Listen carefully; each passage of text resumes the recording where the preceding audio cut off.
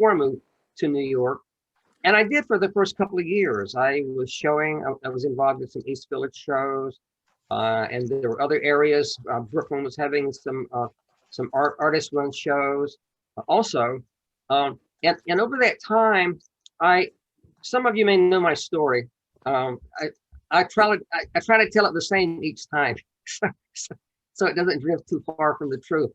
Over that time, around 1985, I started meeting like second generation abstract painters, and I was interested in film because I saw a film of, when I was a graduate student, I saw a film of Larry Poons and Frank Stella talking, and that's all they were doing was just talking about their art in front of the camera.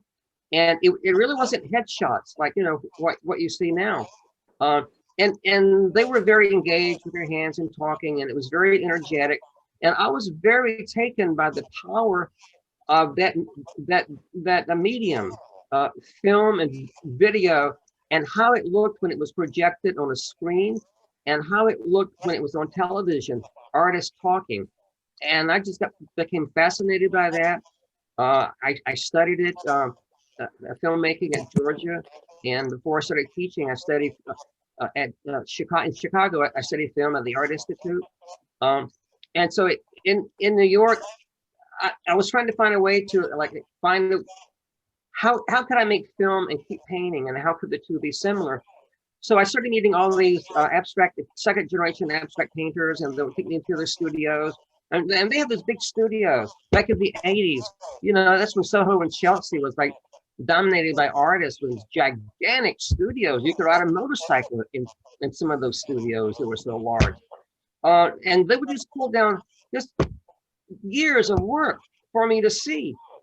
And we would be talking, and it was more meaningful to see their work than it was in the shows that I was being in, or the shows that I was seeing. Going in their studios, you're looking back like 40 years, and you're seeing how they progressed and what they were involved in. You know, it was a real learning situation. And I realized that what I wanted to do with film was to start making films and documentaries about artists. And I started doing that, and I still do it. But I got to always stress that painting is primary for me. Painting is primary.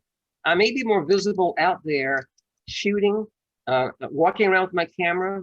I've had various screenings here in New York. People may have seen me more doing that than they have seen my painting, because in the late 80s, you know, showing just wasn't as important to me. The reason I moved here was to show, but being in this environment, absorbing it, learning what I could by looking, and then talking to artists, which the film gave me an entree into their studios. And being a painter, they open up completely by being a painter. It's not like I was shooting commercials or about soap or about automobiles. So they let me in, and it's just been a very fascinating journey. And as I say, it's important for me to say that showing sort of lost its importance to me. I still want to show. I try to be in a show, a group show, 2 or 3 times a year, but the primary is in the studio. I started, so I was making films about some second generation abstract painters. And I made one of Nick Carone, who was considered a first generation, and I made one of Pat Pasloff, who was first generation. She studied with William de Kooning, and she passed away about 4 or 5 years ago, 8 years ago. And I finished filming a week before she passed away, and so I was really lucky there. But let's see, I have some notes here, so I won't digress too much. You want to put the work up, Lisa? Yeah. Go ahead and put the first slide up. That was my intro. Sure. One second, yeah, sorry. Yeah, she's got it all set up. Okay. And I believe they're in the order that you. Okay. There's one before that, actually, if you can find it. I think that's the first one we got.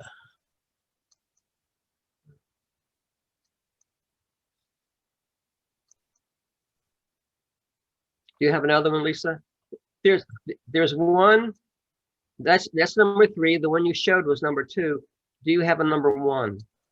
an overview of the mountains. That's well, that's good. That's good right there. That's This is number one that I have. okay. Yeah, yeah. I've seen so many. I'm probably confusing myself. It's okay. Place is important to me. Where I go to find what I want to paint. Uh, I've always thought that abstraction comes from somewhere. It just doesn't spring up in isolation in your mind, but it's what you see, it's what you think, it's what you're influenced by. You may not be thinking about these things, but I think abstraction comes from someplace. And so a place I found to go to was Guanajuato, Mexico, and it is this. This is a shot of a part of the village. It's got a historic area. The historic district hasn't been changed like in 200 or 300 years, and it's a very large area. As you can see, it's like you're walking back in time. You may have heard me say this before. No, turn back to the other one right now, Lisa. Go back to the one you had. Yeah, yeah. Keep it there. Keep it there for just a minute. It's like you're walking back into time. Cobblestone streets, no stoplights, no policemen, no crosswalks. It's on the World Heritage Tour, and it's a very fascinating place for me.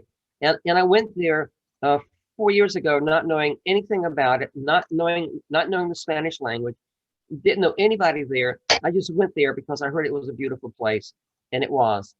And what you saw in that first shot was this basilica, and a lot of my work has come from the drawings that I've done in the basilica. It's very fascinating. It changes color as the light changes in the sky. And this town has very few tourists. Most of the tourists are like are Mexicans or Hispanics. They're coming from Mexico City to spend the day. It's got a lot of hotels, but you don't sense that it's overrun by tourists. Importantly, it has no construction, no high rises, no cranes, no pounding hammers. It's as it was like 200 or 300 years ago. If you can go to the next slide. Sure.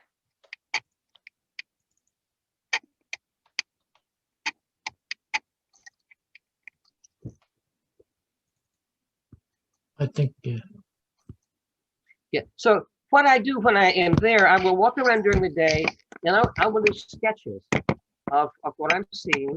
These are small, like 8 by 12 or 7 by 9, and I'm interested in a sketch.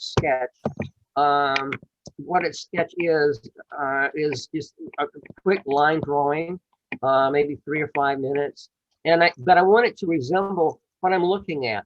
It's not over realistic, but it's a sketch.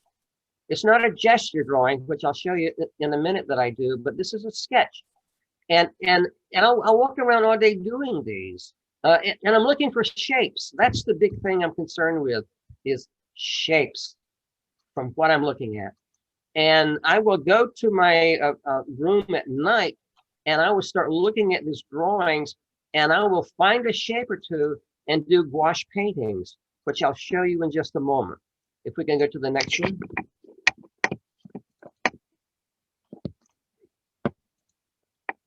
This would be more like a gesture drawing. I guess it's not quite a sketch, but it's a gesture drawing. It's fairly recognizable to me. And again, I will go to my. So it's the sketch or it's the gesture that I will do, and I take photographs that are unrelated to the painting at all. Photographing all of this helps me to see it, and I don't always photograph, what I draw or paint. If something catches my eye, I turn the corner, there something is, I'll shoot it. But a lot of my imagery comes from what I see, and I have photographs